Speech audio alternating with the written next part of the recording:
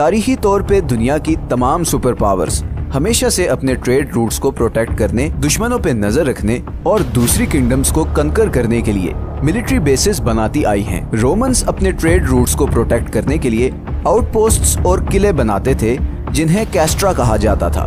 Declassified की एक research के मुताबिक 19वीं सदी में ब्रिटिश एम्पायर की 42 देशों में 145 मिलिट्री बेसिस थीं, जिनकी वजह से उसने पूरी दुनिया का कंट्रोल हासिल किया और तकरीबन 400 साल तक हुक्मरानी की। कुछ ऐसी ही पोजीशन आज की डेट में अमेरिका की है।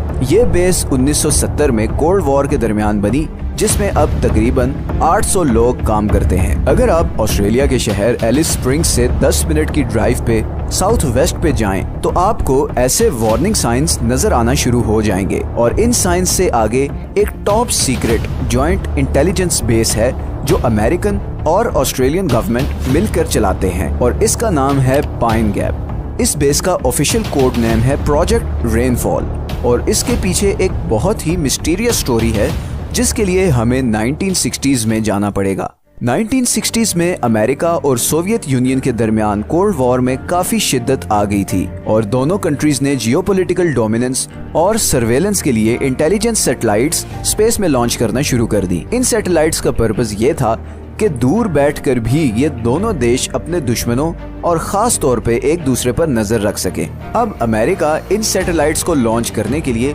कहीं भी बेस बना सकता था, मगर उसने ऑस्ट्रेलिया को ही क्यों चुना?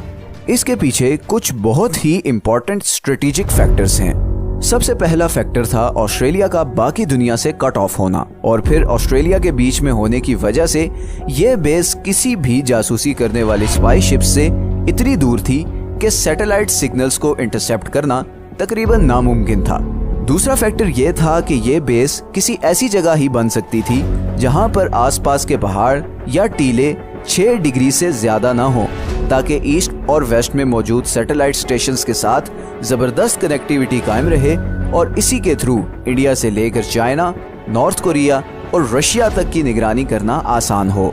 और इसीलिए इस बेस की लोकेशन बहुत ही स्ट्रेटेजिक डिसीजन था।